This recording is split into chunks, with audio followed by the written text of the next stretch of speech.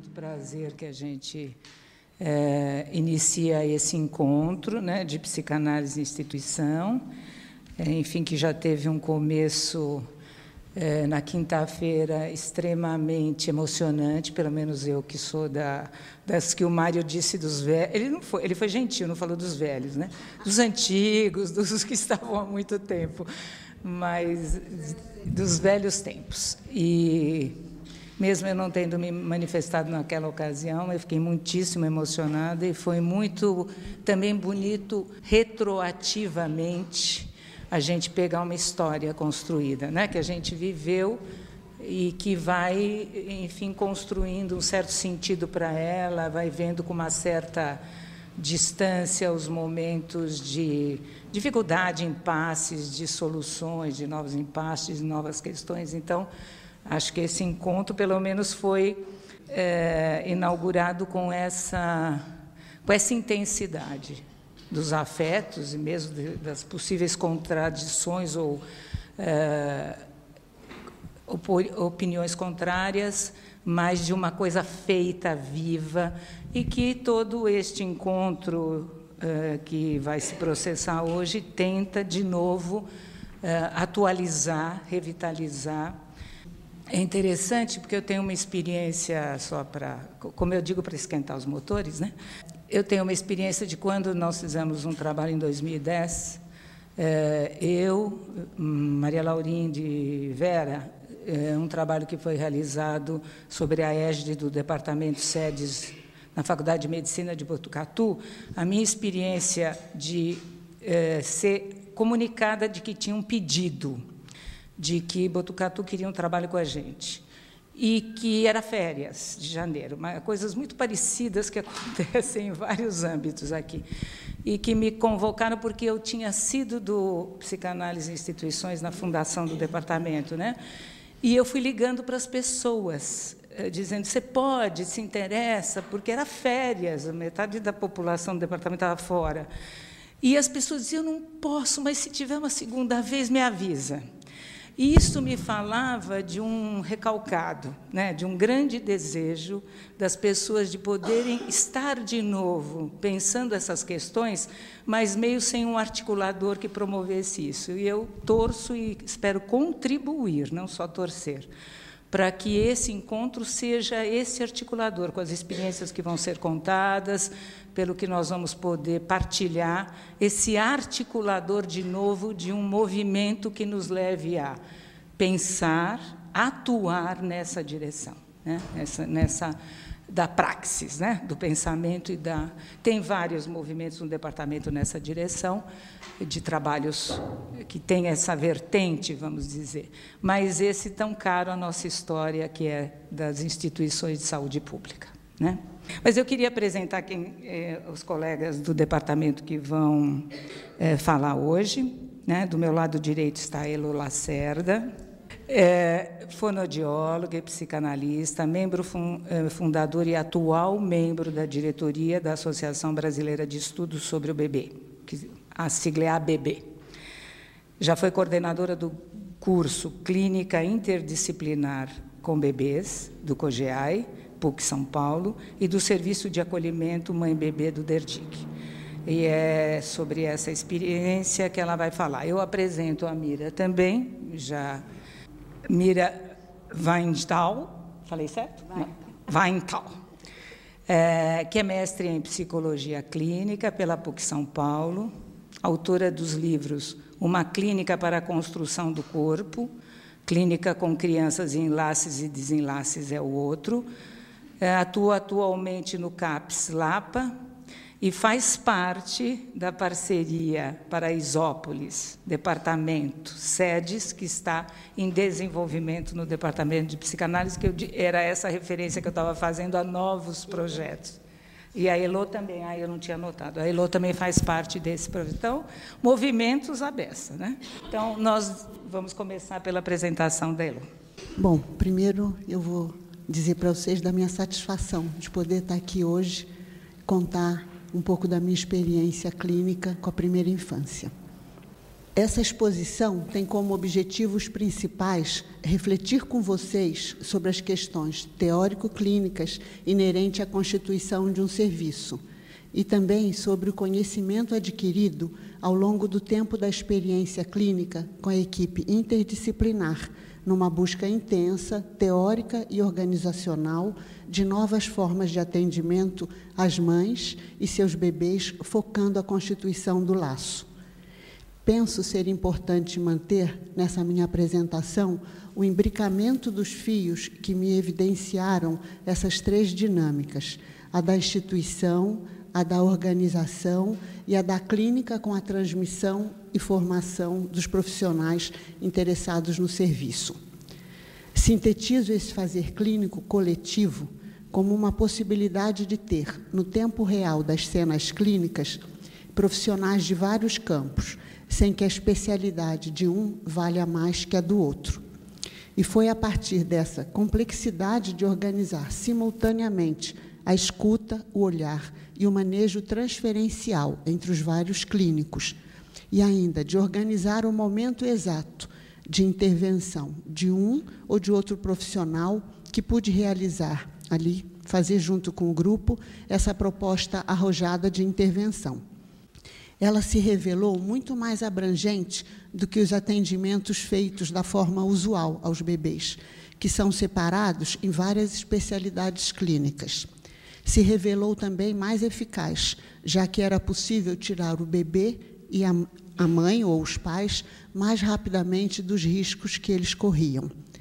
Esse novo tipo de enquadramento na clínica com a primeira infância e a ação terapêutica coletiva e focada no vínculo eram parte fundamental da transmissão que eu oferecia aos profissionais de várias áreas que me procuravam para a formação complementar especializada no serviço de acolhimento relação mãe-bebê da DERDIC, PUC São Paulo. Para garantir a continuidade desse serviço fora da instituição, na qual ele foi oferecido durante 7 anos e na qual não foi possível dar continuidade ao trabalho nos mesmos moldes que eu inaugurei lá, sobre o qual falarei daqui a pouco, procurei uma psicanalista, consultora em gestão e com experiência na constituição das equipes de trabalho e na implantação das instituições. A necessidade dessa consultoria nasceu da compreensão que a gente teve de que aquilo que a gente oferecia no serviço não existia ainda, nem na rede pública e nem na rede privada. Hoje, minha fala aqui tomará 2 direções, ambas necessárias à compreensão da constituição de um serviço numa instituição clínica dentro da academia. A primeira é a da dinâmica institucional e organizacional. A segunda é a da dinâmica da clínica. Uma vez que essas 2 direções não são excludentes, resolvi mantê-las imbricadas nessa minha fala, pois, com isso, reafirmo a forma como conduzi a dinâmica organizacional a partir daquilo que a configuração clínica me exigia. Atualmente, estão mais claros para mim certos conceitos psicanalíticos que sustentam esse tipo de prática clínica institucional, porque, ao longo desse percurso, pude me apropriar de certos recursos conceituais e ainda vislumbrar novos conceitos para embasar o modelo de intervenção por mim proposto. Esse modelo, que tem como base a teoria da psicanálise, dá sustentação à concepção de sujeito a todos os diferentes especialistas que são da equipe, incluindo ter um psicanalista em todas as cenas clínicas. Esse serviço não foi criado na instituição como resposta a uma demanda institucional, mas sim, ele foi criado para responder a uma exigência acadêmica instituída pelo Ministério da Educação, a de que todos os professores da universidade fizessem um projeto de extensão. Na época, então, resolvi fazer um projeto que fosse clínico, oferecendo serviço à comunidade, ao mesmo tempo que fosse de formação e de pesquisa sobre a primeira infância. Foi assim que ele foi inaugurado. Mas falo aqui de uma dupla inauguração, do serviço e porque eu já transitava há muitos anos na instituição como fonoaudióloga, da minha atuação clínica como psicanalista lá também. Começo agora com um tecido fino, uma trama com fios ainda muito dispersos, a partir de algumas lembranças diante da implantação formal e oficial do serviço. Lembro-me de quando comecei encaminhando, sempre que necessário fosse, os bebês e suas mães que estavam em tratamento dentro da instituição para uma avaliação de fisioterapia e ou uma avaliação de fonoaudiologia, para, do meu ponto de vista, eu poder ter uma noção do desenvolvimento neuropsicomotor e na hora de compreender a dinâmica vincular entre o bebê e seus pais, que acontecia ali no setting comigo e na minha presença, ainda como mais um elemento no vínculo entre eles. Isso era o que eu já fazia no meu consultório particular. Depois de um tempo trabalhando de acordo com essa composição, percebi que o fato de estar dentro de uma instituição tornava possível um arranjo mais ousado. Então, o meu desejo agora era o de entrelaçar, na mesma cena clínica, aquilo que acontecia de forma isolada, na físio, na fono, na TO e na psicanálise pais-bebê.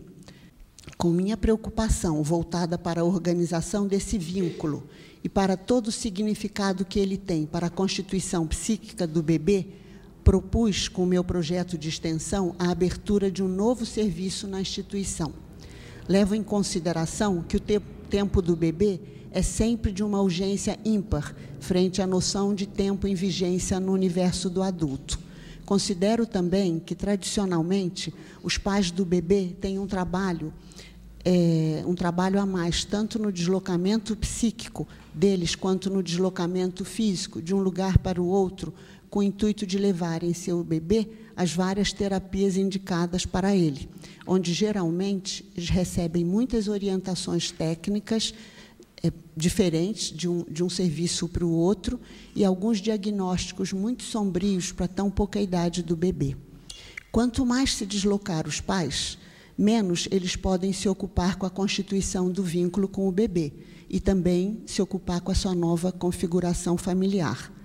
Todas essas configurações levaram-me a propor, dentro da instituição, a abertura de um serviço novo para trabalhar como psicanalista junto com a fisioterapeuta e com a fonoaudióloga, aquelas que eu sempre encaminhava e que elas atendiam em seus consultórios particulares como voluntárias. E elas aceitaram. É nessa nova cena que se levanta uma questão.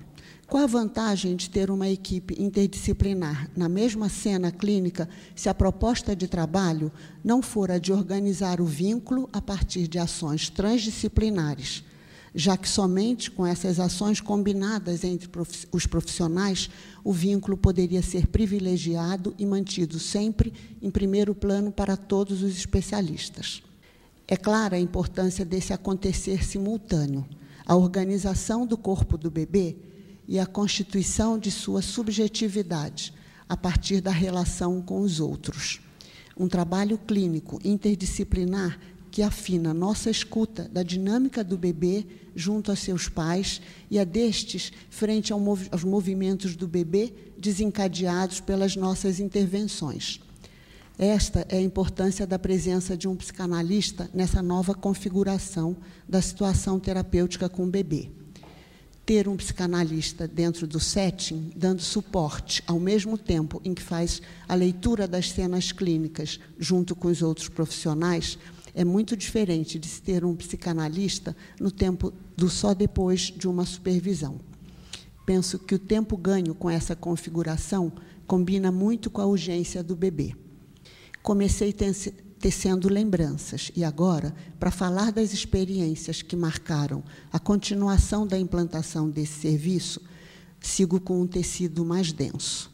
Na época, as pessoas que se dispuseram a dar sustentabilidade financeira ao novo serviço me ofereceram a possibilidade de implantar o serviço em um dos 2 hospitais de ponta que eles me indicaram, mas que eu não aceitei. Preferi contar com a confiança institucional adquirida no meu trabalho teórico-clínico de fonoaudióloga. Por isso, era importante implantar esse serviço nessa e não noutra instituição, para mim, né? Mas, para mim, esta minha escolha se revelou uma faca de 2 gumes, porque, nesse momento, iniciaria o ofício de psicanalista dentro de uma instituição onde eu era fonoaudióloga. Minha contratação gerou uma dubiedade institucional, além de outras contradições. A confiança no meu trabalho, construída em mais de 20 anos, não deu conta dessas contradições. Pressupus, claro, que lidaria com muitos desconfortos, vicissitudes e impasses inerentes, todos ao longo e árduo caminho de constituir um serviço novo. E, naquela época, me dava certo conforto estar dentro de uma instituição a qual eu admirava. Hoje, reconheço que um fator de estresse a mais foi o fato de eu ser a única contratada da equipe que formei. Assim, precisei assumir várias tarefas e sustentar várias transferências de trabalho, a saber, inúmeras.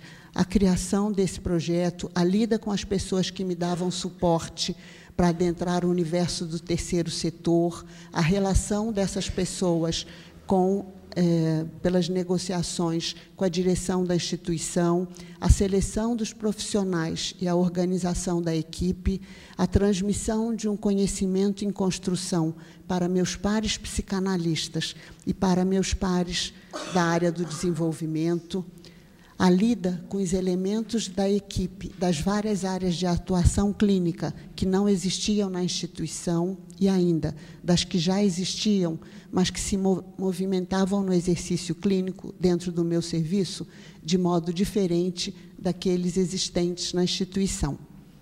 Bom, como esse foi o primeiro serviço que organizei, não tinha ainda a experiência anterior para enxergar a complexidade da implantação de um serviço dentro de uma instituição já existente, apesar de ter a experiência com a primeira infância.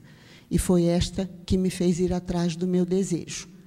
Na época em que esse serviço interdisciplinar foi proposto, não me dei conta que estava criando algo novo e que, como tal, exigia adaptação de todos. Um atendimento clínico interdisciplinar simultâneo, onde todas as ações privilegiavam, em primeiro plano, o vínculo, não era nem comum e nem fácil. Durante um primeiro tempo é que me dei conta de que os profissionais, analisados ou não, tinham que ter capacidade de sustentar a angústia frente ao desamparo de muitos bebês e de seus pais. E, além disto, precisavam aceitar as ações em conjunto com outros profissionais de áreas afins de igual para igual, o que nem sempre foi possível, porque nem todos se propuseram a isto. Porque a dinâmica que eu propunha no serviço exigia um nível de interdependência que precisava ser aceito por cada um dos profissionais, já que afinar essa relação de dependência e de responsabilidade ao longo de cada sessão não era nada simples. Por eu já estar mais amadurecida em relação aos conflitos inerentes a essa dinâmica, pude fazer caminhar a transmissão no exercício da prática clínica, na mesma medida em que pude caminhar na elaboração teórica que eu gradualmente avançava, e, com isto, pude formular avanços na técnica. Penso que foi este meu amadurecimento que possibilitou a manutenção da mesma equipe que permaneceu comigo até a finalização do serviço na instituição. Paralelamente à formação da equipe, procedia a sua organização no serviço. Elegi um coordenador para cada área, físio, fono, TO e psicanálise. A partir dessa divisão de tarefas, senti-me mais liberada, podendo cuidar da macro-organização do conjunto. Como era a única contratada pela instituição, tornei-me naturalmente a responsável pela ligação entre ela e o serviço, além de cuidar da ponte interna entre os vários campos de atuação clínica, tão necessária ao atendimento à primeira infância. Passei a deixar mais tempo entre os atendimentos, para que os profissionais pudessem falar, depois de cada atendimento feito, sobre acontecimentos presenciados pela equipe durante cada sessão. Com isso, garantíamos que a primariedade das cenas clínicas, uma vez secundarizadas nas discussões que ocorriam imediatamente após o término da sessão, pudesse ser suportada até os dias reservados às reuniões clínicas, que aconteciam a cada 15 dias. Agora, ao escrever o que falo aqui, Numa trama de fios mais bem articulados e menos rústica, embora sempre densa, me lembro das longas conversas durante a transmissão dentro da academia com a fonoaudióloga e psicanalista Maria Inês Tassinari, amiga preciosa, além de mantermos uma parceria sempre muito generosa. Como foi importante reconhecer naquela época que onde a palavra teórica inexiste ainda, os bastidores do trabalho devem contribuir para gerá-la, produzi-la secundariamente de modo profícuo, pois era necessário encontrar recursos de elaboração e sustentação dessas situações clínicas e da possibilidade de transmissão, tanto para mim como para todos os profissionais que se emprestavam ali comigo, corpo, psiquismo e palavras. Desde o início da implantação do serviço e do andamento do curso Clínica Interdisciplinar com Bebês, a Saúde Física e Psíquica na Primeira Infância, da COGEA PUC São Paulo, que organizei e coordenei, busquei uma supervisão institucional com uma psicanalista, ao me dar conta que precisava de um terceiro, suporte robusto no auxílio, tanto da leitura institucional acadêmica e da relação com os professores do curso, quanto da leitura institucional clínica e da relação com a equipe em formação no serviço. Foi neste tempo com ela que pude nomear aquilo que eu já acreditava fazer em minha experiência clínica com bebês e seus pais, e ainda que pude me dar conta que os dispositivos institucionais, organizacionais e estatutários deveriam partir da organização da clínica que eu propunha, e não de algo já existente para quaisquer outras instituições. Essa compreensão me garantiu, ao longo do tempo, com essa supervisora tão querida, que se pudesse manter os dispositivos clínicos da forma como os organizei desde o começo do serviço. A finalização dessa supervisão individual se deu a partir de uma constatação natural para ambas, que eu já não precisava mais desse dispositivo para seguir com meus dois projetos, o curso e o serviço. No trabalho com esse primeiro supervisor, já foi vista a dificuldade de se fazer novos dispositivos organizacionais em meu serviço a partir da dinâmica existente na instituição. Mas, naquele tempo, eu ainda acreditava ser possível uma flexibilidade institucional que favorecesse o andamento e a expansão do serviço ali dentro.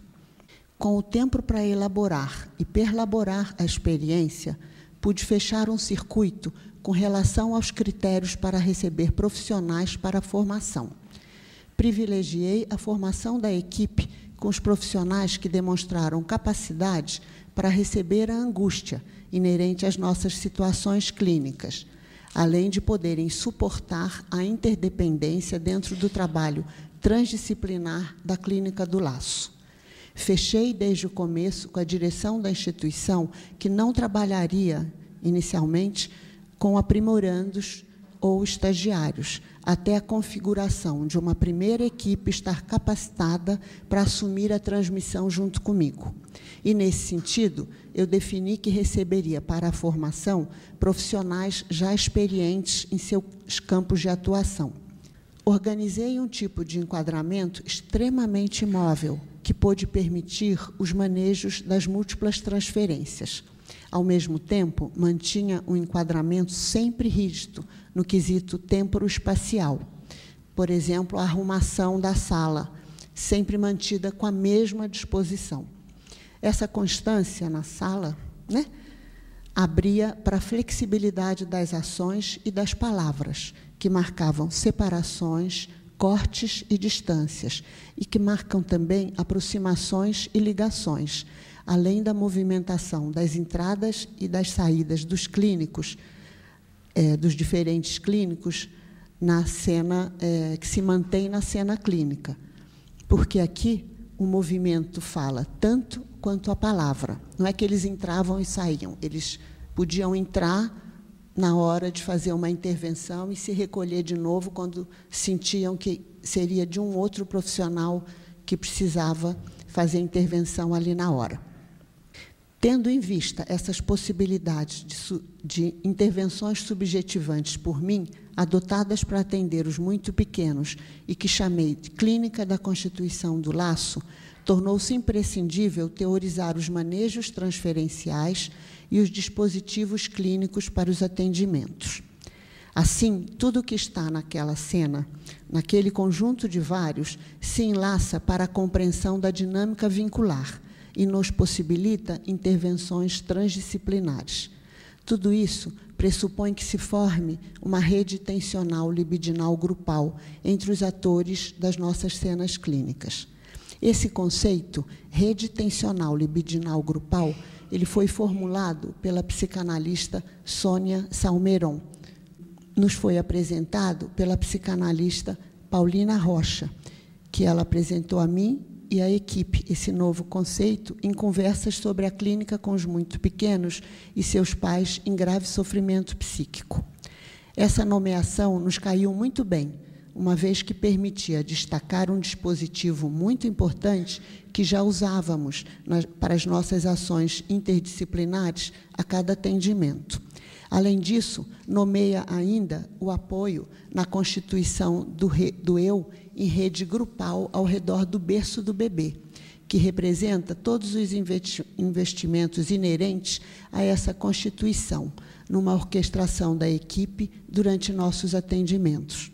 Foi a partir desse conceito que, num outro momento, pude recorrer à supervisão em grupo da equipe, o que me liberou sobremaneira, uma vez que agora todos tínhamos um terceiro para nos ajudar na organização do trabalho clínico. E, individualmente, eu tinha agora uma supervisão em gestão, ambas com a mesma psicanalista, que já não era mais a supervisora anterior, do primeiro tempo. Foi com esse trabalho de supervisão da equipe que pudemos afinar a escuta tanto para nossos movimentos resistenciais como para nos livrarmos de algumas tentativas, sempre inconscientes, claro, de repetições de algumas dinâmicas familiares que, se não fossem contornadas entre a equipe durante a supervisão, acabariam sendo reencenadas pela própria equipe com pacientes mais graves. Nesse sentido, penso também que a narratividade por mim usada como recurso para a anunciação dos fenômenos transgeracionais de cada uma das famílias que acolhemos dá-nos um robusto suporte para não nos deixarmos tomar por encenações mortíferas das dinâmicas familiares no nosso serviço. Não é que a gente não possa receber, mas a gente não pode devolver assim em ato. Com tarefa tão árdua, necessitávamos desse terceiro para dar suporte, tanto na direção daqueles que atendíamos, o bebê e seus pais, avós e irmãozinhos que sempre apareciam nas cenas, quanto na direção daqueles que compõem a equipe. Essa forma de trabalho, que nomeei de clínica da constituição do laço, exige uma organização específica, tanto da trama institucional quanto da equipe de trabalho, porque ela tem dispositivos próprios, com uma atenção própria dos clínicos, que favorece a integração da escuta e da intervenção, por compreender que corpo e psiquismo não se desenvolvem isoladamente e depois se juntam. Cada intervenção que incide diretamente no corpo do bebê, com a intenção de organizá-lo, deve poder alcançar os movimentos do psiquismo nascente do bebê, ora através de sua vinculação com a mãe, ora através do clínico com esta. Como uma rua de mão dupla, todo o manejo transferencial da cena clínica deveria poder resultar na organização do bebê, na organização corporal do bebê, favorecendo seu desenvolvimento, a partir de sua funcionalidade, advinda da nossa aposta de sua condição de sujeito. Essa forma clínica do trabalho com a primeira infância, baseada na complexidade de tudo o que expus até aqui, nos diferencia da forma vigente do atendimento aos bebês em grandes dificuldades. Penso que nada pode ser visto isoladamente. Como exemplo, posso citar os casos já tão rotineiros pela sua frequência dos tipos de refluxo em bebês, que pode ser entendido como um problema orgânico, mas que também poderia ser compreendido e trabalhado ao longo das sessões com a mãe, a psicanalista e a fonoaudióloga, que seu bebê está falando com o seu corpo. Não, mamãe, espera, calma. Uma outra situação também, que me parece importante relatar, uma vez recebemos um bebê com 6 meses, com diagnóstico de autismo e que era cego. E, no primeiro atendimento, ao organizar o corpinho dele e entrar em contato com ele, eu percebi que ele via, né? E ele tinha até uma pitose palpebral, uma coisa assim gravíssima, do tanto de defesa dele, né, para o outro. E daí, quando acabou a sessão, eu avisei para o grupo, ele enxerga. Todo mundo falou, como enxerga? E como você percebeu? Eu falei, não sei, mas ele enxerga. E 8 meses depois, com o nosso trabalho, insistindo nessa direção, né, ajudando para mielinizar as fibras, né, ópticas, ele fez um teste na Unifesp e ele tinha 100% de acuidade visual. Porque nessa clínica nada pode funcionar separadamente, temos que pensar que a urgência temporal do bebê exige-nos uma orquestração muito afinada, numa sintonia fina, conjunta dos profissionais. Exige também que a instituição seja bem trabalhada para garantir essa orquestração. Isso não me foi possível na instituição em que inaugurei o serviço, pois suas exigências organizacionais já estavam postas anteriormente ao serviço. E eu não podia contar com uma mudança no estatuto para que se pudesse afinar este com as exigências do serviço, que, a priori, eu também não sabia aonde eu queria chegar. A instituição precisaria também poder arcar financeiramente com a contratação de mais profissionais da minha equipe, agora já formada, para que pudéssemos, simultaneamente, ter mini-equipes de formação e de atendimento, para, num futuro próximo, começarmos a incrementar nossa produção de escrita e de pesquisa, e também receber aprimorandos e estagiários. Mas verba de contratação é uma coisa impossível em épocas de contenção de gastos. Fazer o quê, né? Para finalizar, acho importante salientar que, ao longo do funcionamento do serviço, pude notar uma mudança fundamental em relação à transferência institucional a que eu estava acostumada, convivendo por 3 décadas nessa instituição e percebendo o quanto a transferência do paciente se mantinha sempre com ela, a ponto de, uma vez, numa situação, uma estagiária minha ter tido que responder para a mãe um não, alguma coisa, e essa mãe começou a rodar a baiana na sala de espera e falou, chama a dona Derdica, agora eu só falo com ela. E deu para a gente ver, né, como era. Os encaminhamentos ao serviço eram, em sua maioria, feitos diretamente a mim. De repente, fui reconhecendo que, nesse serviço, a transferência foi se dando forte e diretamente conosco, e não mais com a instituição. Talvez pela forma subjetivante de nossa organização ao recebê-los no serviço. Mas, sobre esse tema, contudo, preciso ainda me debruçar mais para poder responder teoricamente a esse fenômeno. Com esse reconhecimento, fui me dando conta de que quase funcionávamos como uma micro-organização institucional dentro de uma macro-organização, possivelmente mais bem estruturada que a minha, mas, ao mesmo tempo, ou por isso mesmo, mais impossibilitada de remodelar o antigo para conviver com o novo. E o novo aqui era não só o enquadre proposto e o grau de importância dado aos diferentes campos de atuação clínica. Era também a possibilidade de uma convivência mais horizontal, porque a organização com divisão de tarefas é mais respeitosa do pacto social. E posso dizer que, aqui no sentido que o psicanalista Hélio Pellegrino falou há mais ou menos 20 anos no seu texto, Pacto Edípico e Pacto Social. Gostaria agora de, rapidamente, destacar a minha enorme gratidão pelos nossos pequenos pacientes e por seus pais, por terem me possibilitado descortinar elementos teóricos a partir da prática clínica com eles. Entretanto, devo sinalizar que essa importante passagem da clínica às elaborações teóricas que venho fazendo não se deu sem a participação e a sustentação de uma equipe, que atualmente se acha muito organizada e coesa. Agradeço ainda aos profissionais Alfredo Tabit, Cecília Santos e Cat Harrison, diretores da instituição na época, e que foram os responsáveis pela minha contratação para implantar o serviço lá. Obrigada.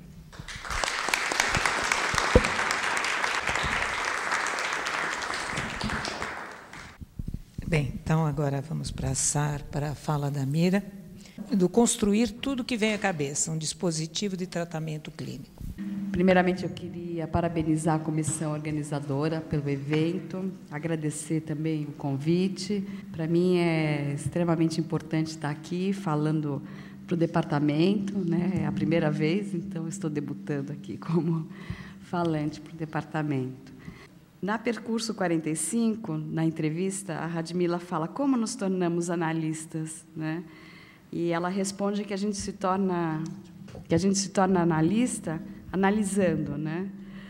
Tendo um cliente. Nesse evento Psicanálise Instituição, na verdade, não é a instituição que é meu cliente, sim crianças que frequentavam a instituição, né? Então, é a história da implantação de serviços na instituição e não uma análise da instituição. Diante da dificuldade de se trabalhar com crianças e adolescentes que pouco têm o hábito de conversar com adultos sobre suas vivências, desenvolver alguns artifícios que superassem essa dificuldade tornou-se um desafio. Tentarei compartilhar o passo a passo deste percurso que realizei. Comecei a trabalhar com artes plásticas em uma oficina terapêutica em 2001, quando, após a dispersão da equipe de saúde mental do município de São Paulo, em 96, regressei ao CAPS Infantil da Moca, antigo HDI. A oficina de arte já era uma prática desde que a instituição passou a funcionar como hospital de infantil em 1990 e foi recriada na ocasião em que os antigos funcionários municipais voltaram para o equipamento, após um período em que a administração tentou privatizá-lo. Eu voltei um pouco depois, né, do retorno da equipe, da qual já havia sido membro, e passei a participar da coordenação de uma oficina de artes, já em andamento, então, que teve as pessoas que começaram um pouco antes que eu, com crianças de diversos quadros clínicos. Para tanto, ingressei em um universo de placas de trânsitos, números de personagens de desenho animado que se apresentavam aparentemente fora de contexto e sentido, apenas como um objeto de apego das crianças, ou mesmo como objeto autístico. Acho que podia colocar algumas imagens. Vocês vão estar vendo algumas imagens de algumas produções que foram feitas, né? E aí, conforme vão aparecendo os casos, eu mostro, porque não está exatamente igual e ia ser difícil coordenar, tá? A fala e as imagens.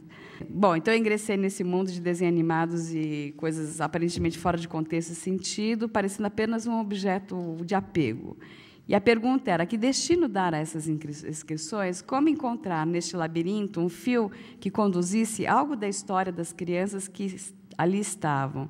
Como significar tantos números, placas, que apresentavam-se como estereotipias desgarradas de seu sentido original? Na ocasião, a primeira ideia foi poder fazer com que aquelas inscrições pudessem, paulatinamente, encontrar um contexto, um sentido. O grupo desta oficina era composto aproximadamente de 8 crianças, na faixa etária entre 8 e 13 anos, que apresentavam ausência da comunicação verbal, ou quando verbalizavam alguma coisa, era sempre de maneira repetitiva e estereotipada.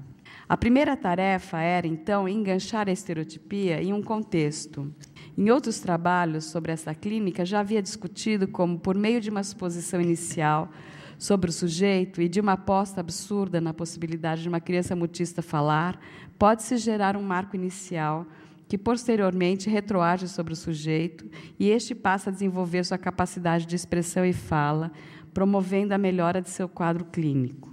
Na oficina de artes, propunhamos às crianças construções que contextualizassem sua estereotipia, com a perspectiva de resgatar o contexto social em que essas inscrições existiam. Assim, construímos, por exemplo, uma casa gigante de papelão em que as crianças pudessem entrar.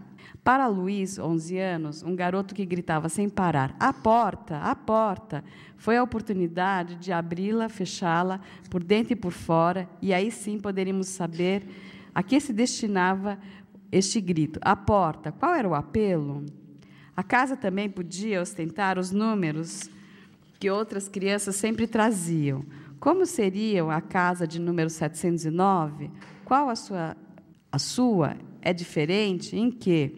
Esse tipo de questionamento, ao lado de uma experimentação concreta, creio, é o que possibilitava essas crianças começarem um trabalho de encadeamento de suas vivências. Pois, nesta clínica, o que observávamos é que a expressão estereotipada comporta registro do vivido, da fala e do desejo, como um vestígio, como um sinal arqueológico do que foram ou deveriam ter sido as inscrições que não puderam fruir seu curso normal, quer devido aos mecanismos da elisão, quer pelo fato da instauração do circuito pulsional ter sido falha. Para que o livre curso do desenvolvimento pulsional aconteça, será necessária a presença constante de alguém que possa exercer a função materna, atenta às necessidades do bebê, possibilitando que as vivências de satisfação ou não satisfação se tornem inscrições e se transformem, posteriormente, em desejo e demanda de amor. Isto é, motivo de uma busca ativa para o sujeito. Este processo cria marcas psíquicas regidas pelo princípio prazer e realidade.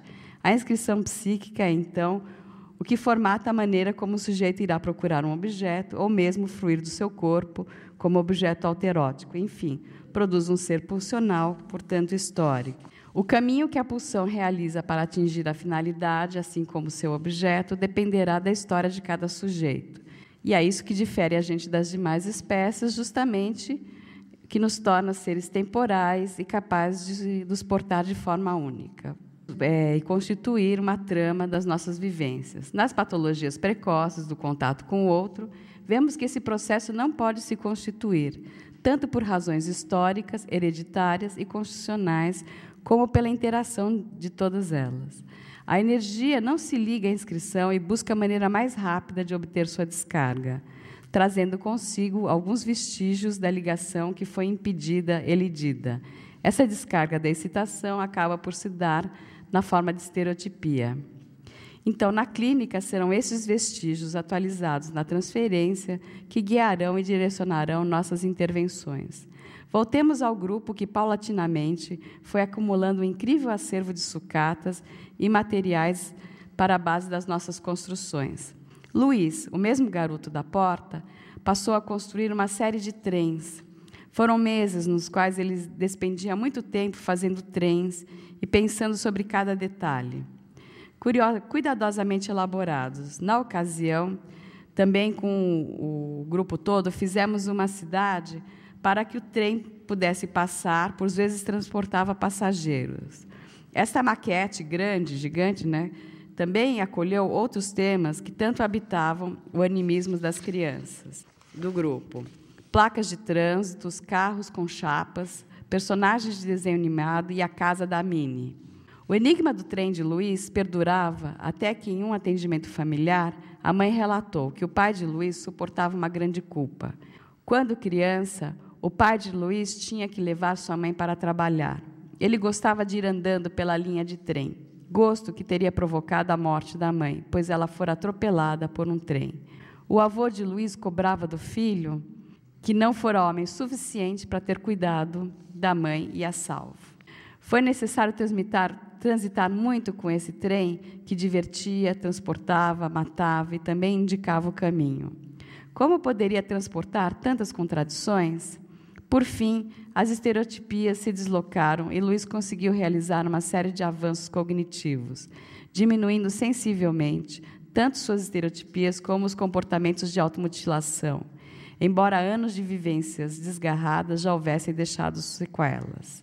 Paulatinamente, a partir do trabalho de inclusão que a equipe do CAPS Infantil realizava com as escolas, começamos a receber crianças com características diversas das descritas acima. Eram crianças cujas funções cognitivas não estavam tão prejudicadas, E as manifestações patológicas eram de comportamento irrequieto, por vezes agressivos ou explosivos. Algumas crianças davam clara manifestação da presença de delírio ou alucinação. Então, na verdade, essas coisas que vocês estão vendo é dessa fase, tá? Eu não fui, na época, esperto o suficiente de fotografar tudo que era feito, e, na verdade, essas fotografias foram o que as pessoas e as crianças foram fotografando em ocasiões e me deram depois, né? Então, eu não tenho...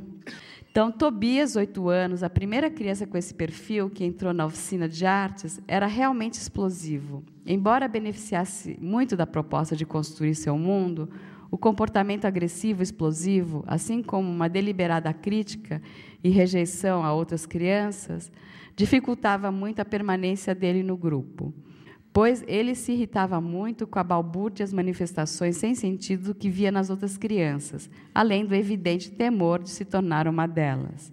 Inicialmente, Tobias construiu uma cidade rodeada por água. Em seguida, fez um vulcão e disse que, se o vulcão não tomasse soníferos, poderia explodir a qualquer momento. A água era para defender a cidade? Perguntávamos. O perigo vinha de fora do vulcão, que poderia explodir a qualquer momento? Essas associações construídas serviram de metáfora para dar suporte a todo o seu trabalho terapêutico, realizado tanto pelos colegas do CAPS, como no acompanhamento terapêutico realizado pela ONG Atua. A gente tinha essa parceria com a ONG na época. Construir tudo que vem à cabeça passou a ser o mote dessa oficina. Sentença que se mostrou extremamente atrativa para esses jovens, na faixa etária dos 8, 9 aos 14 anos, momento em que associar livremente apenas com palavras parecia estar inibido ou latente. Passei, então, a adotar a construção com sucatas como instrumento de trabalho. Então, cada vez mais a gente recebia na instituição crianças com esse novo perfil. Elas vinham para um atendimento ambulatorial pontual, começavam a rodear a oficina e muitas vezes pediam se podiam realizar o tratamento delas lá. Assim, constituiu-se um novo grupo de oficina, marcados muitas vezes pela demanda espontânea de seus participantes. Funcionava numa média com 8 crianças, cujas patologias pouco interviam no potencial cognitivo, mas impediam seu livre curso. Eram crianças que se beneficiavam de psicoterapia, mas pareciam inibidas para associar e falar de suas questões livremente. Então, foi proposto construir tudo o que vinha às suas cabeças, e com o intuito de fazer circular suas vivências e questões. O material plástico era um pretexto para podermos lidar com as dificuldades relacionadas às queixas que motivavam a procura de atendimento no CAPS infantil. Não havia preocupação com a técnica ou padrão do produto final. A criação partia da proposta da criança como uma tarefa que evidenciaria seu estilo de ser, isso é, sua forma de estar no mundo e com as pessoas. Trabalhei tanto no grupo como individualmente. Essa estratégia mostrou-se bastante profícua, como narrarei a seguir. Davi, um garoto de 12 anos, não se alfabetizava. A mãe era uma pessoa extremamente desorganizada, mal dava conta de sua higiene pessoal. No grupo, ele surpreendentemente demonstrou uma habilidade incrível, inclusive construindo brinquedos com mecanismos eletrônicos. Ele chamou o grupo de Grupo dos Inventores, e sua coordenadora de Velma, a cientista do Scooby-Doo. Esse garoto, que na produção escolar tinha um desempenho digno de ficar à margem do ensino, exercia uma liderança extremamente saudável no grupo. Sempre trazia uma série de propostas que conseguia executar com sucesso. Aos poucos, as crianças criaram um clima de produção e cumplicidade muito gostoso. Ele foi um dos responsáveis da criação desse jacaré, por exemplo. Seu grande amigo, José Henrique, que também participou desse jacaré, 8 anos, foi encaminhado ao CAPS infantil após amarrar um barbante no pescoço e na grade da escada, depois se jogou para baixo. Por sorte, o seu peso arrebentou o barbante, apenas causando ferimentos leves. Essa criança fora adotada no primeiro ano de vida por uma senhora que tinha a aparência de uma avó. Era uma vizinha deles quando José era bebê, por vezes cuidava dele, e também era parente distante de seu pai biológico. Pai cuja identidade sempre foi ocultada, pois este sempre estivera muito presente em sua vida como amigo da família, mas fora assassinado em um assalto um pouco antes do episódio que trouxe José Henrique ao CAPS-I. Sua mãe biológica tiveram vários filhos espalhados no mundo, e quando aparecia era sempre muito ambíguo para José, uma vez que não sabia se ela voltava para visitá-lo ou por interesse. Sua mãe adotiva tivera que comprar sua adoção legal. Muitas vezes, durante suas visitas, a mãe biológica roubava os pertences de José, rádio, relógio, essas coisas. Na história dela, havia mortes por enforcamento e ela própria tentara se enforcar várias vezes. Dentre as muitas coisas que ele construiu e circulou em sua história do grupo, uma das mais marcantes foi quando ele fez uma máscara de homem de ferro, que ela está aí fotografada. Realmente, só sendo de ferro para aguentar. Trabalhávamos com ele. Thaís, uma menina de 12 anos, cuja inibição, resultante de uma desruptura esquizofrênica, aparentava ter um acentuado limite da imaturidade intelectual. Extremamente calada, pouco se manifestava. E, quando era solicitada, apenas sorria. Vinha assiduamente à oficina.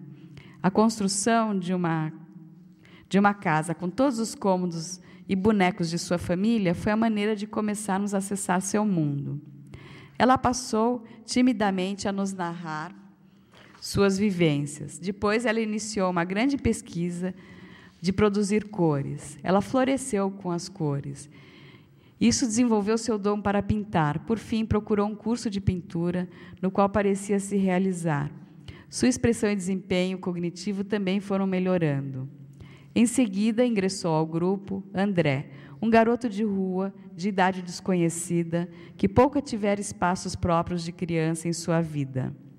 Ele mal sabia pegar em um lápis, usar uma tesoura. Era muito difícil, pois ele se largava no chão, nas almofadas, dando a nos entender como se sentia. Muitas vezes destruía a produção dos outros por achar que não seria capaz de fazer igual. Sentia-se extremamente desvalorizado por tudo e todos. Nesta oficina, tentamos compensar um pouco o descompasso de sua motricidade com a sua idade. Ele começou a construir objetos que podia usar e até presentear técnicos e cuidadores com os quais ele se vinculava. Davi saiu dessa oficina porque se mudou para outra cidade. Nessa mesma ocasião, chegou Roberto, 9 anos, um garoto que vinha desenvolvendo uma fobia devido a uma ansiedade de separação de seus pais. Portava o nome de seu tio materno, falecido na infância.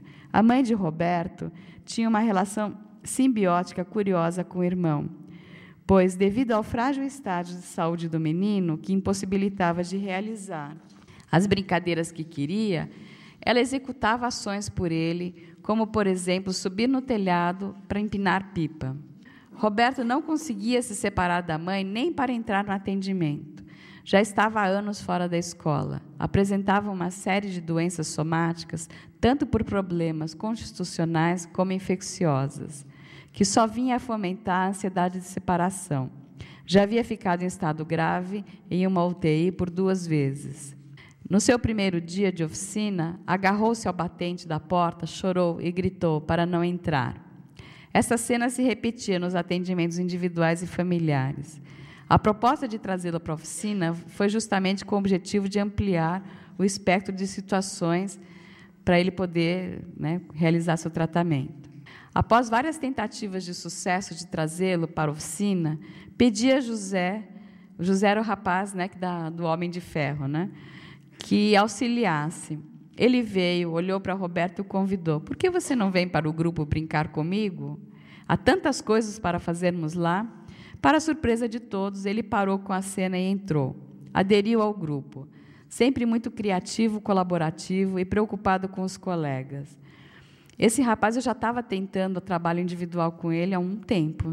Tinha especial dom musical e organizou uma escola de samba, que contou com construção de instrumentos e desfile de fantasias. Quando já conseguia brincar na rua com os amigos, deu aulas de bijuteria que havia aprendido na oficina.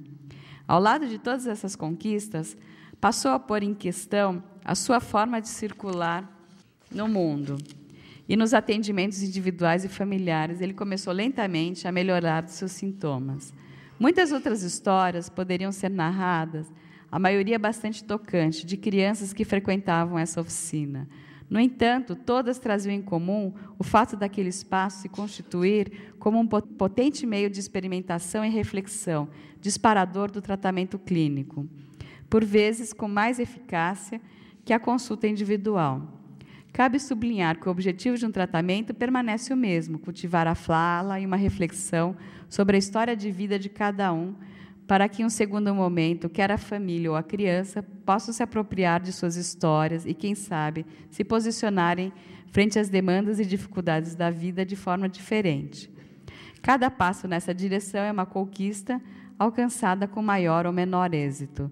As mais sutis mudanças devem ser comemoradas como sucesso de tratamento. Obrigada.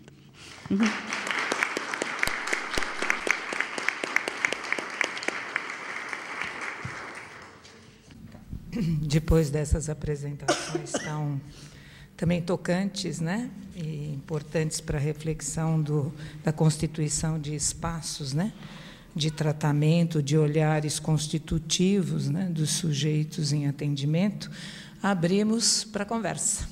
Podemos começar a pensar um pouco sobre que questões nos colocam essas apresentações.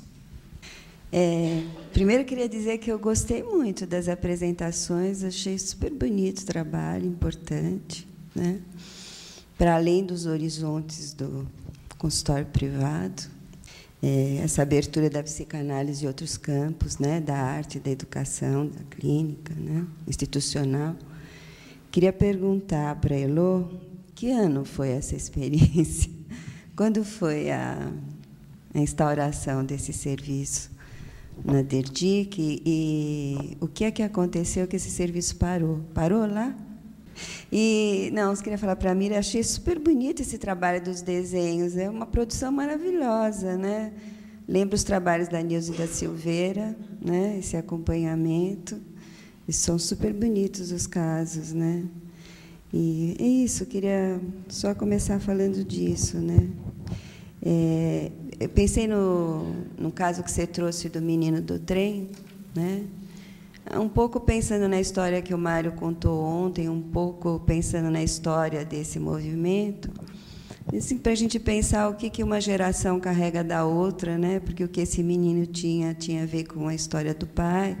Como é que a gente transmite uma história, né? Que transformações são necessárias? Que lutos são necessários? Ontem eu falei do luto, né? Hoje o Pedro estava conversando comigo sobre a questão do luto das crenças. Então, acho que a gente também podia falar um pouco disso. Só isso. Elô, eu gostaria de perguntar para você o seguinte, que você pudesse falar um pouquinho mais disso que você chamou do psicanalista gestor, e do psicanalista que fazia análise institucional. Digamos que você pudesse diferenciar a função desses dois, se eu entendi corretamente.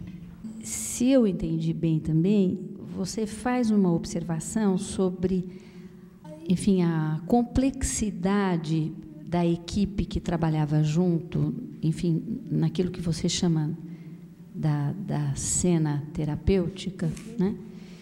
Que você faz uma observação de que aquela equipe ela é propriamente uma família, digamos assim, que a complexidade da organização dessa equipe lembraria uma família, digamos assim, né?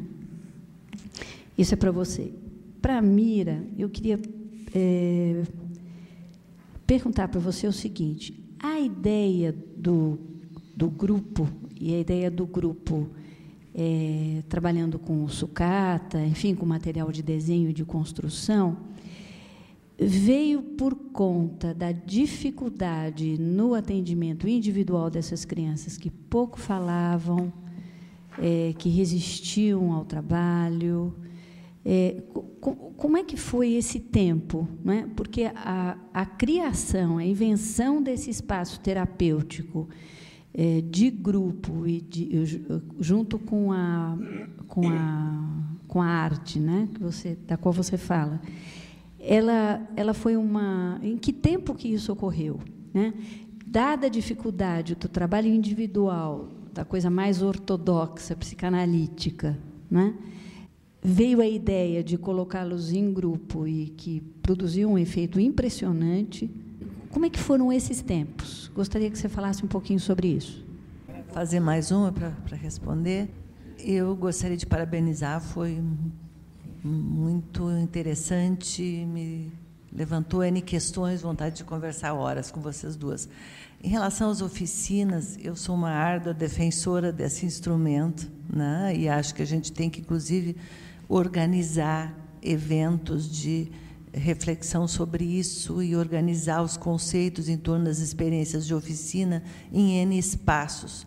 É um constitutivo, assim, um dispositivo de tratamento fundamental, e eu acho que merece movimentos da nossa parte de instrumentalizar mais pessoas sobre isso.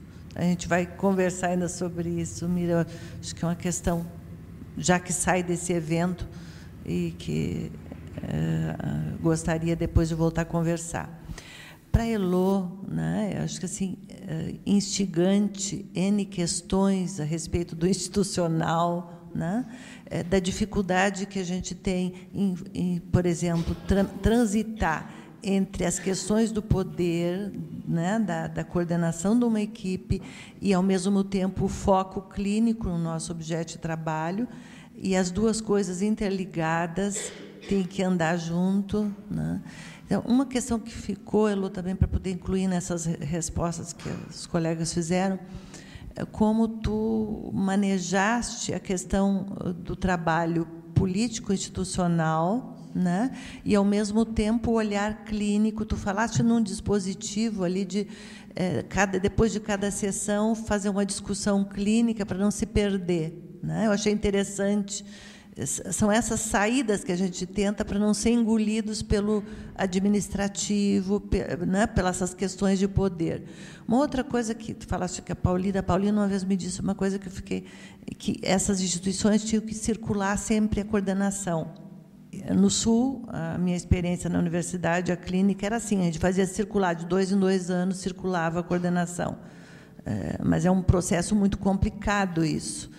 Como é que tu pensaste nesses anos de trabalho, como ficou? Isso é uma das questões. Enfim, vamos conversando. Nós vamos, então, agora elas vão começar a responder essas questões e a gente faz uma outra rodada.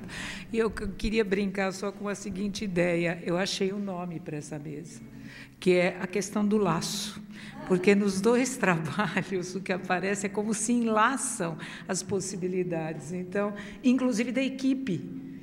Fazer o laço da equipe também. Me pareceu tão bonita essa ideia de que todos trabalhavam sobre o laço, de como constituir.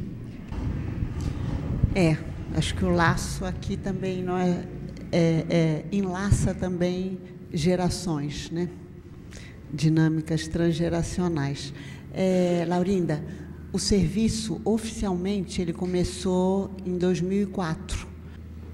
Assim, oficialmente já como serviço e ainda com outro nome, e ele funcionou até dezembro de 2011. Funcionou 7 anos. E a gente não pôde mais continuar o serviço lá exatamente porque não tinha como, aonde a gente foi chegando, para conseguir que algumas pessoas, por exemplo, essa fono e essa físio, que já recebiam os pacientes que eu pedia para elas avaliarem antes desses 7 anos, já muito antes. E depois, durante todo o tempo do funcionamento do serviço, elas pagavam para essa formação e depois para um curso de extensão, né? Então, não dava mais para segurar um grupo todo de trabalho que estava muito mais afinado, tendo que pagar para uma coisa que já estava sendo feita como trabalho, né? E não mais como formação. Lógico que a formação continua. Eu também continuei aprendendo ao longo desse tempo e continuo, né? Mas a gente precisava, assim, organizar melhor isso. E daí não tinha como. Da PUC também. Depois de 30 anos, eu achei que era um tempo bom. Estamos montando. Por enquanto, não com todo mundo que era da equipe. Na equipe, lá a gente tinha 3 fonoaudiólogas sem contar comigo, porque às vezes dava alguns pitecos como fono também. Tinham 3, 4, 5 psicanalistas, tinha uma TO, 3 fisioterapeutas e uma psiquiatra que nos dava suporte quando a gente precisava fazer algum encaminhamento de mãe ou pai. E agora a gente tem 2 psicanalistas, 3 fisioterapeutas, 2 fonoaudiólogas, uma terapeuta ocupacional e a psiquiatra. É um outro espaço. Estamos em transição, montando um serviço que vai se chamar Carretel, para lembrar do Freud. Então, deixa eu ver se eu consigo responder para você. Quando eu fui implantar esse serviço, inicialmente, a história é bem longa, resumido aqui, mas é bem longa. Eu já fui abordada por 2 pessoas que quiseram apadrinhar o serviço. Uma era uma amiga de muito tempo e uma outra achou um texto meu no site do SEDES e começou a me mandar torpedo, e-mail que ela queria falar comigo, até que eu falei, escuta, qual que é? O que você quer, né? E ela falou, olha, você tem um projeto e eu tenho um dinheiro. Vamos trabalhar juntas? Aí eu falei, vamos, né? Então, a gente ampliou isso, né? Então, foi um tempo em que eu me debrucei bastante sobre as coisas do terceiro setor, para entender um pouco como é que um projeto poderia ser apadrinhado, nas aspas, por empresários, por gente que quisesse investir dinheiro ali, porque o projeto é muito maior que esse.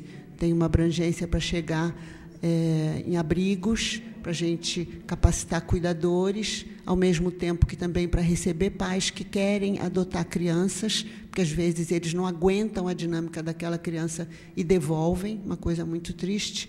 Então, nós temos a competência, né, para tentar ir organizando isso com eles, né, e daí também para chegar na rede pública de saúde e educação, com a primeira infância, tanto no ramo, né, escolar, com pessoas que estão em creches e berçários, e também na parte de parto, toda essa assistência, né, materno, da época da gestação e depois primeiro ano de vida.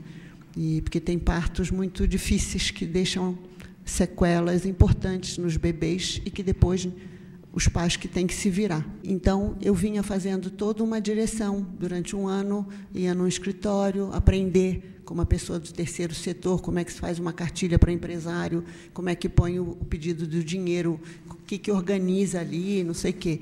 E até que isso, eu fui trazendo isso para a instituição, para negociações com a instituição, então a parceria com o Hospital de Ponta, que veio a filantropia deles para fazer um link com a gente, né? Mas isso, às vezes, se perde dentro da instituição, né? O link era que se privilegiasse primeiro o atendimento para os nossos bebês. E, no final, quando a gente tinha uma situação que precisava de um exame de imagem para um bebê, a gente tinha que ficar na fila, quando o bebê não pode esperar. E, então, isso foi uma coisa longa, né, até poder chegar. Então, inicialmente, quando eu peguei uma supervisão para fazer a leitura dessa situação institucional, caminhei um tempo, talvez 3 anos, que foi anterior ainda à implantação do serviço, porque a minha ideia primeira é que o curso, que era um curso de 2 anos, eu pudesse encampar professores de lá e alunos também viessem, ex-alunos. E isso não foi possível. Alguns chegaram, mas não conseguiram ficar por N motivos desses que eu falei aqui, né? Essa horizontalidade, essa situação do grau de importância que é igual, né? Importância é aquele que, naquele momento, o bebê fisgou e ele tem a importância máxima, a soberania dele, porque é ele que vai ajudar o bebê a sair disso, na hora que ele se empresta ali ao bebê, né? E que faz a mãe pegar emprestado aquilo, né? Então, tanto faz se é um físio, uma TO, se é um psicanalista, né? Então, inicialmente, era uma leitura da instituição mesmo, dessa dinâmica toda, né? E depois, quando a gente foi para essa supervisão, que é uma supervisão do grupo, né? Era exatamente isso, um terceiro que pudesse lidar com todas essas questões. Bacana do que a Mira foi contando, porque isso a gente vê em estado nascente, né? Essas coisas que depois vão aparecer mais tarde, elas estão ali, e elas já estão sendo faladas em torno do berço. Então, é isso que a gente escuta ali e vai dissolvendo, construindo a possibilidade de outras palavras que sirvam para dissolver aquilo, né? Essa outra supervisora, ela não veio para fazer uma leitura institucional da instituição onde nós estávamos. Ela veio para fazer uma leitura da gente enquanto um grupo institucional, fazer uma microinstituição dentro de uma macroinstituição, né? E eu fiz aquele curso de gestão e psicanálise aqui do SEDES, né? Buscando uma outra forma também de me apropriar, assim, de uma organização mais clara para mim daquilo que eu ia organizando ao longo dessa compreensão. Uma coisa que me pautava era assim: a partir da clínica é que qualquer outro dispositivo vai ser gerado, né? Então, acho que respondi assim.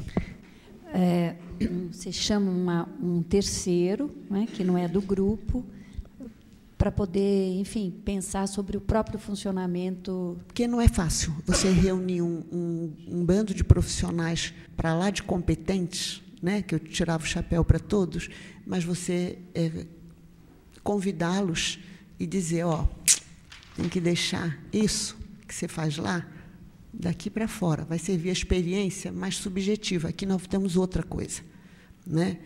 E isso para muitos era muito difícil, né? Então eu também ficava às vezes muito assustada de eu me posicionar, né, dessa forma, né?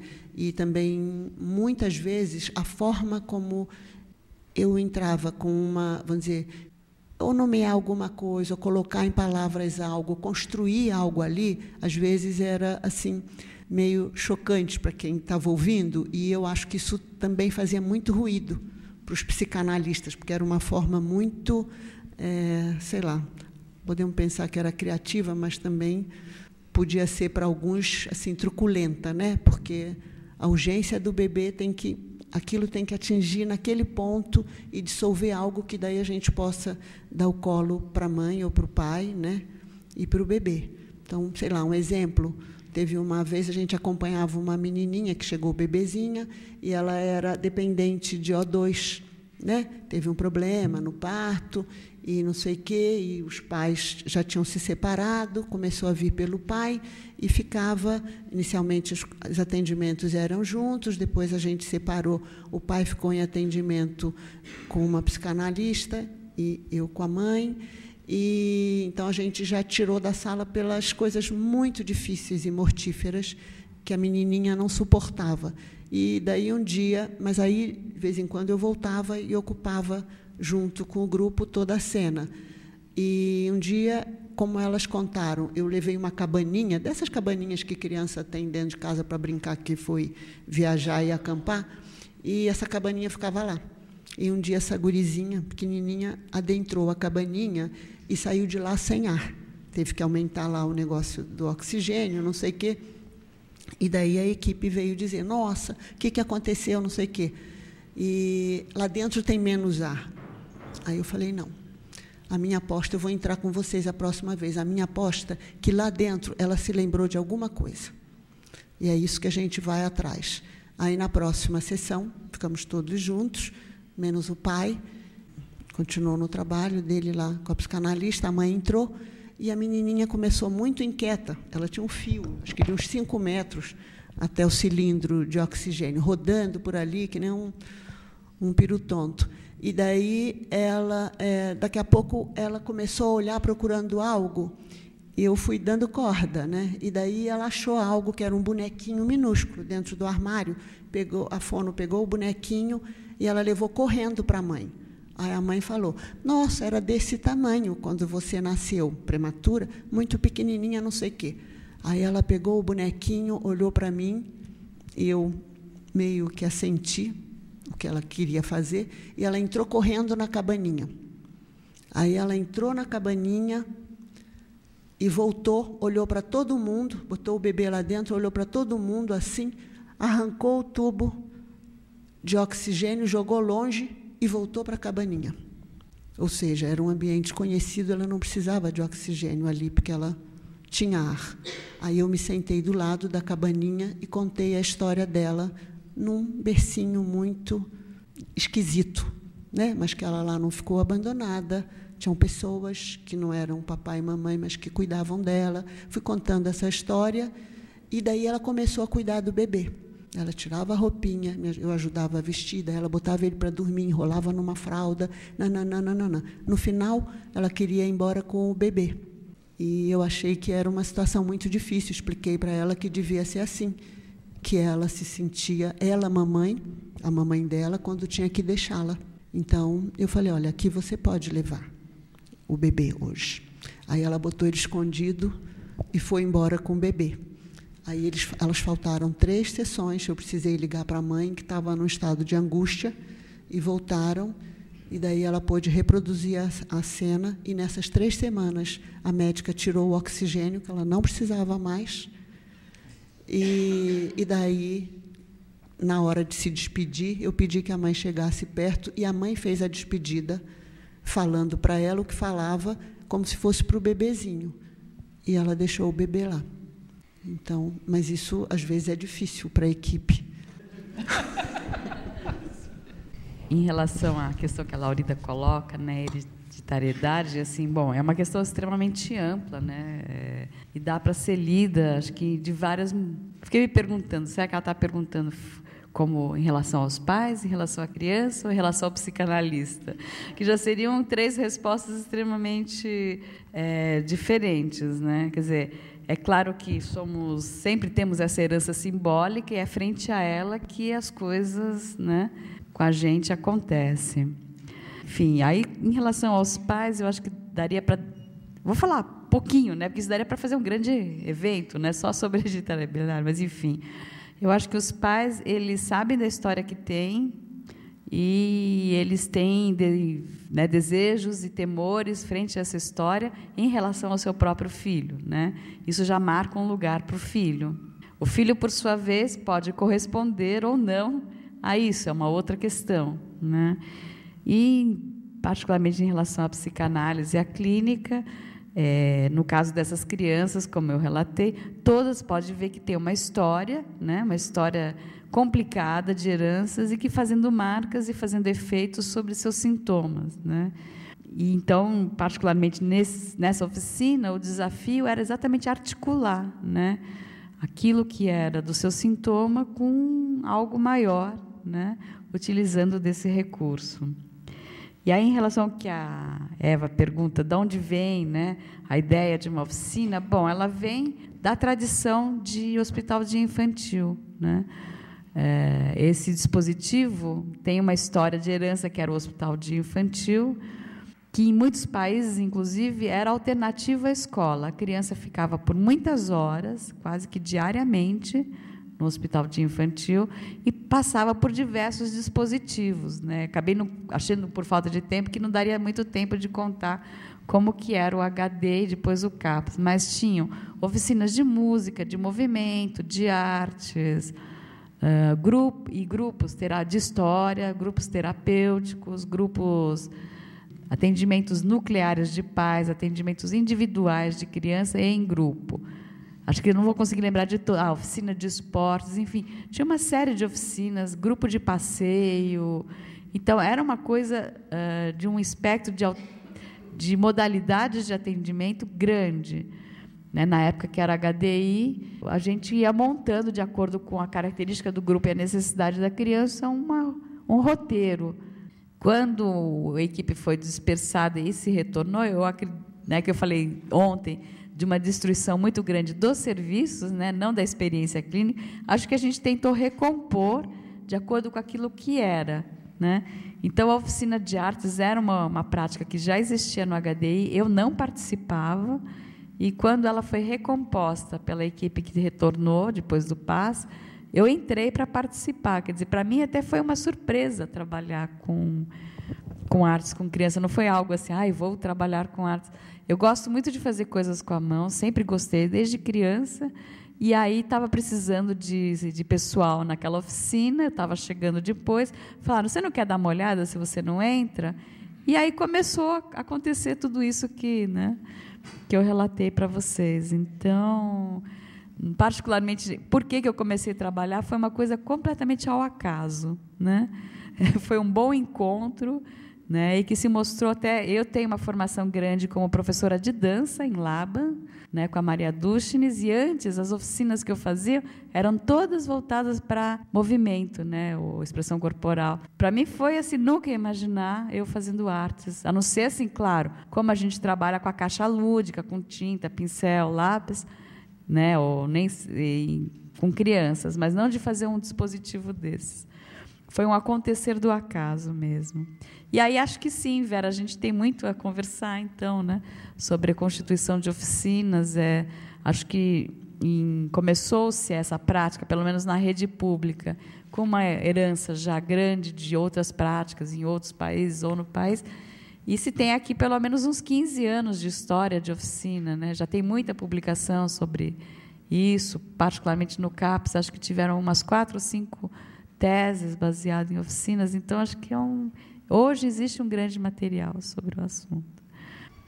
Deixa eu só completar que essa história da gestão, inicialmente, a supervisora que a gente escolheu para trabalho com o grupo, com a equipe, ela trabalhou com a gente 2 anos como supervisora da equipe, né? E era uma situação que nos remetia às situações todas da clínica e que daí a gente ia organizando e nomeando as ações que aconteciam. Não foi para pensar na instituição na qual a gente estava inserida. Depois que eu saí de lá com a equipe, é que agora a gente tem uma consultoria, entendeu? Em gestão. A circulação da coordenação, Vera, é uma situação delicada, a gente está se preparando para essa possibilidade. Inicialmente, ficou uma situação assim, como eu que tinha pensado em algo que queria juntar, né? Tinha essa experiência da área da neurologia infantil e a experiência da psicanálise e queria juntar. Então, eu era a ponte entre os 2 campos, né? E também era a única contratada, né? Agora que a gente não está mais na instituição, tem uma situação também que continuei sendo a coordenadora, por um tipo de situação ainda que o grupo achou necessário, mas a ideia é que depois a gente vá circulando. Só que agora já tem uma circulação diferente, porque já tem situações que estão, vamos dizer, atividades que outras estão tomando para si. Então, estou mais livre nisso. Oi, eu estava na outra rodada e acabou ficando... Então, tem muita coisa que já foi respondida.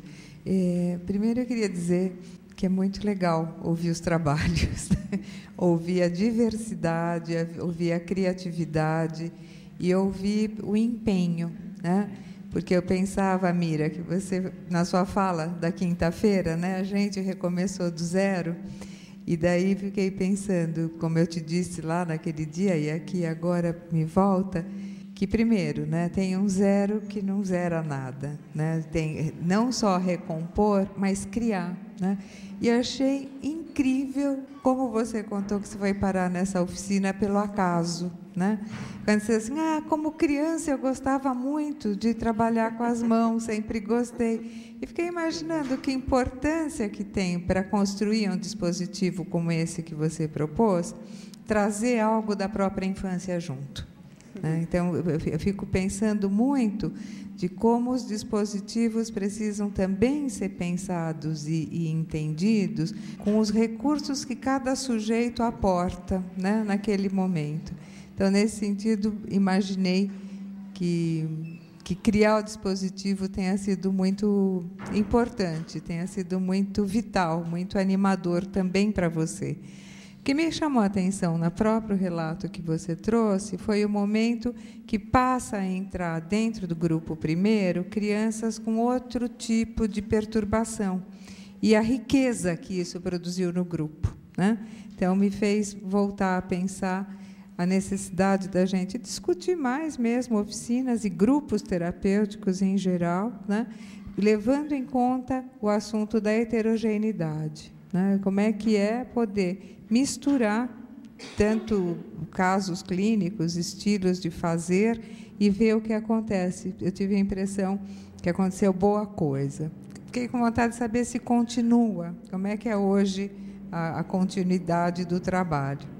Para a Elô, eu queria falar, bom, a gente se conhece há muito tempo, conheço a história da dona Derdica há muito tempo, e fiquei imaginando uma coisa que me chama a atenção e que eu penso que precisa ser sublinhada, né? Como que você o tempo todo funcionou como alguém que tinha uma competência e, ao mesmo tempo, não tinha nenhum pudor em ir buscar recursos, né? Recursos de formação. Né? Você vai contando o caminho que você fez. Então, procurei isso, procurei aquilo. Fiquei 3 anos entendendo do terceiro setor. Né? Então, acho que tem aí um movimento para a gente pensar, quando se institui coisas em instituições, né? O que é necessário a gente abrir mão do que já tem também, porque isso você foi contando. Né? Não abrir mão de deixar para trás, mas de tirar do lugar consolidado que está e abrir para o que não se tem. Porque o que você pedia para o pessoal que entrava no grupo era a mesma coisa que você fazia. Né? Eu sei fazer isso aqui, mas tem que saber fazer outra coisa que eu não sei e eu vou saber como é que faz. E, nesse sentido, quando você traz as supervisões, né, eu fiquei pensando como uma questão mesmo para a gente tratar, eventualmente, na continuidade desses trabalhos, que espero que gere, né, abra espaço para novas discussões futuras, como é imprescindível para qualquer trabalho institucional ter um terceiro. Né? E ter um terceiro numa posição reconhecida de trabalho, né, de troca, de tarefa claramente delimitada, principalmente se trabalha com patologias graves. Né? Porque eu acho que você marcou muito o lugar do terceiro na relação com a instituição maior.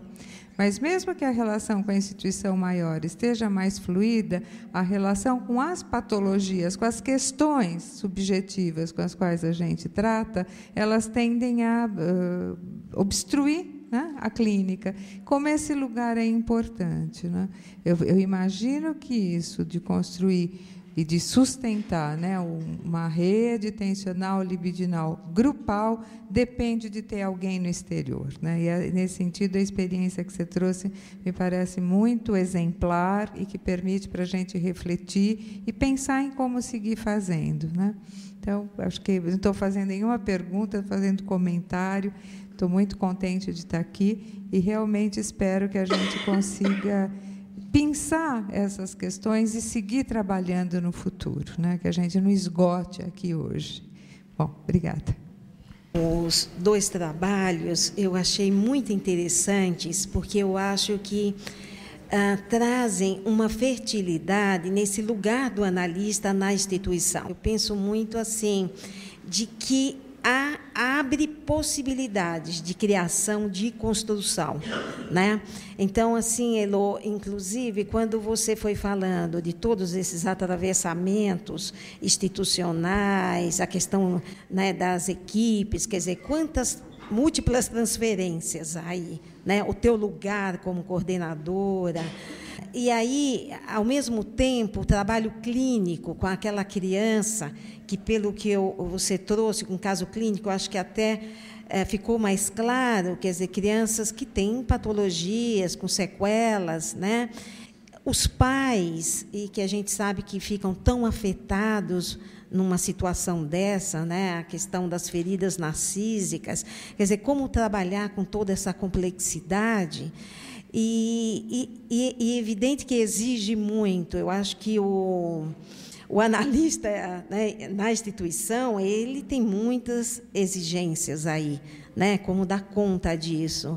Então, eu queria saber um pouquinho mais em termos dos pais, porque eles ficam muito impotentes também. Se vocês fazem trabalhos em grupos também com os pais, no sentido de recuperar também a potência deles, né? Senão fica uma coisa muito entregue aos profissionais, né? É muito interessante ter esse trabalho conjunto, acho que principalmente nesse início de vida, né, quando você falou que tem muitos deslocamentos, muita fragmentação com muitos atendimentos, né? Então, poder estar reunidos, eu acho que é um dispositivo também com potência, né? O trabalho da Mira, nossa... Eu penso assim que oficinas de arte é um dispositivo porque tem um lúdico, que é a forma que eu acho que é natural das crianças se expressarem, né? E crianças, principalmente, com histórias de vida muito traumatizantes, né? Que, quando a gente recebe, em muitos casos, a gente vê uma coisa, desde o início, muito difícil, né? E aí eu pensei muito no Winnicott, né? Essa questão que, para mim, as oficinas têm uma coisa do brincar, né? De se expressar, de ir elaborando mesmo tudo que foi acontecendo, que ficou travado aí. Conversando com uma professora essa semana numa escola, de uma criança agitada que não para, inclusive ela está encaminhando para um atendimento na unidade. E ela me disse assim, olha, ele só para quando desenha. E ela me trouxe um caderninho, e ele faz desenhos ótimos. E desenhos que, assim, expressam, são situações muito graves. Por exemplo, ele se desenha sem uma perna, né? Quer dizer, coisas muito sérias. E aí eu falei, puxa, que interessante. Então, para essa criança continuar aqui na escola, porque eles não estão suportando, está muito difícil trabalhar essa criança, mantê-la na sala. Eu falei, então, dê cadernos para ele ficar desenhando, né? E aí ficou uma situação assim, quer dizer, de como as crianças elas têm que também se expressar, né? Essa questão sintomática aí, né? Quer dizer, é lógico que vai para uma unidade de saúde, mas eu acho que, dependendo do espaço, pode ser na escola, em outros lugares, a gente pode também conversar, e aí é que eu acho que é a riqueza também institucional, de que sejam espaços acolhedores que a criança frequenta, para que essa criança não seja olhada como doente e que tenha um diagnóstico e ser medicalizada.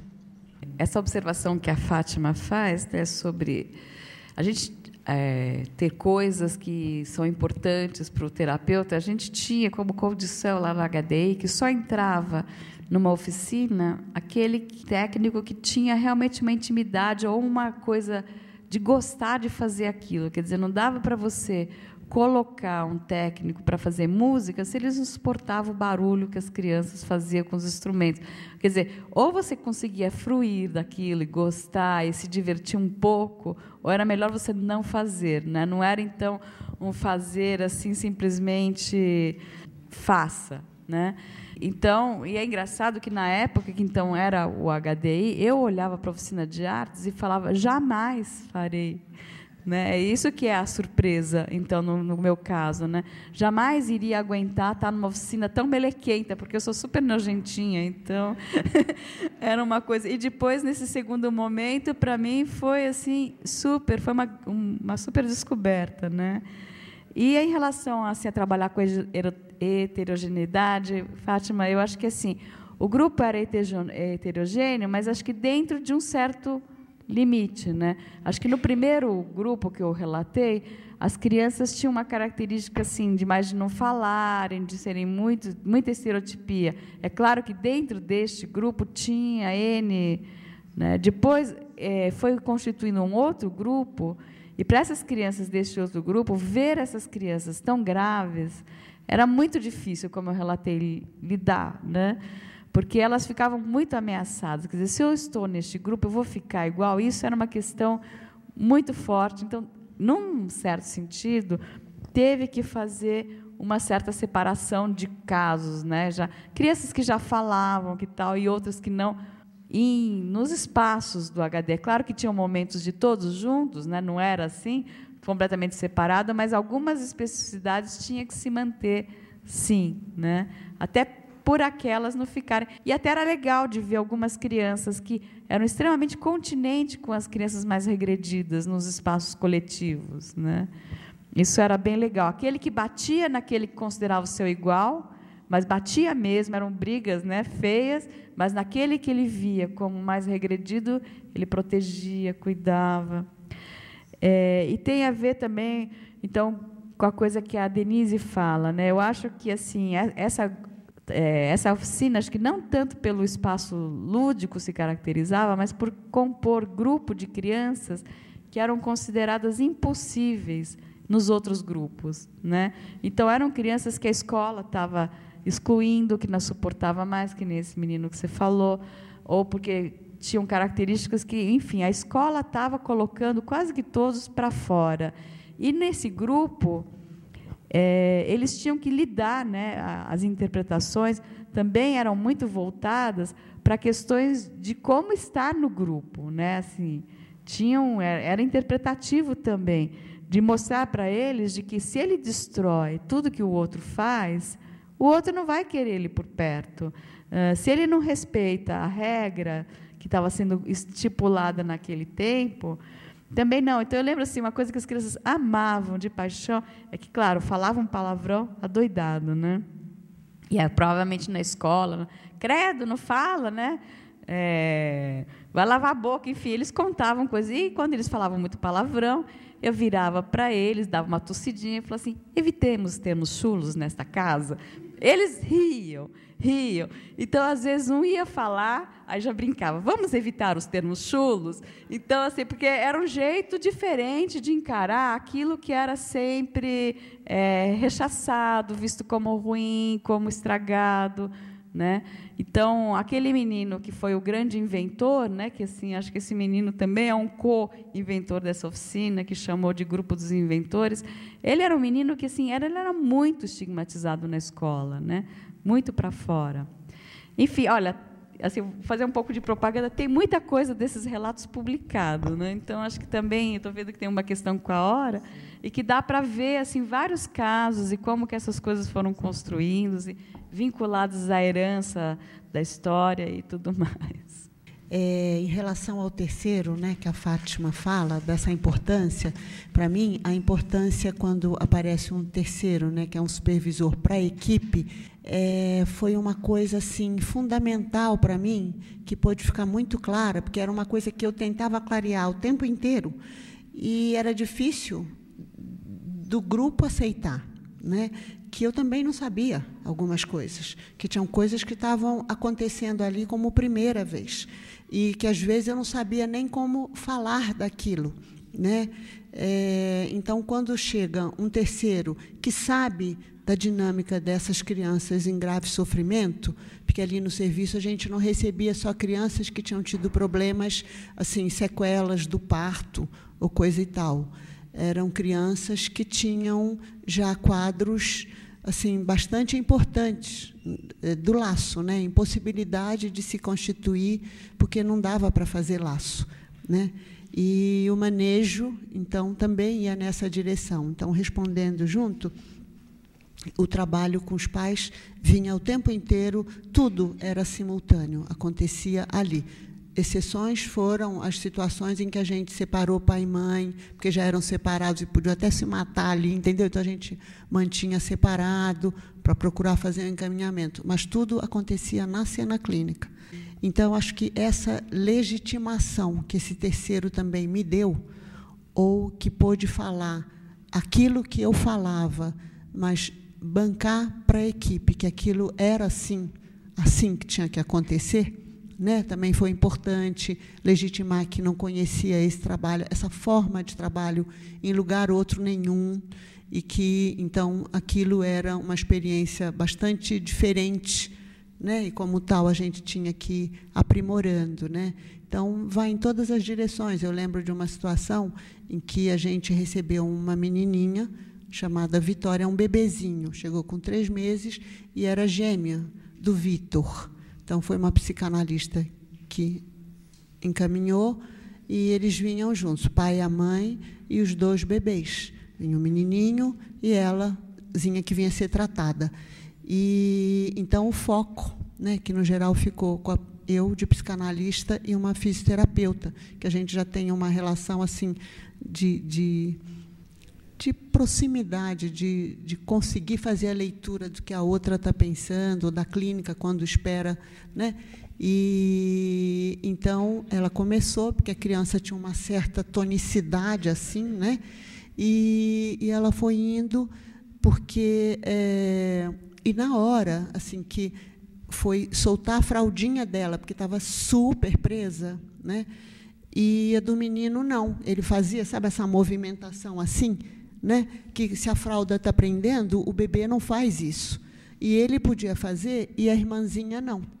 E daí a físio já me olhou, e daí nós fomos ver por que essa mulher não podia soltar a perereca da filha. E o pinto do filho podia soltar. Então, daí a gente foi caminhando para uma outra dinâmica, de organizar para ela o que era o encontro com uma filha mulher, né? E, então, situações assim. Às vezes o fisioterapeuta está em cena, porque uma criança muito grave do ponto de vista da constituição subjetiva,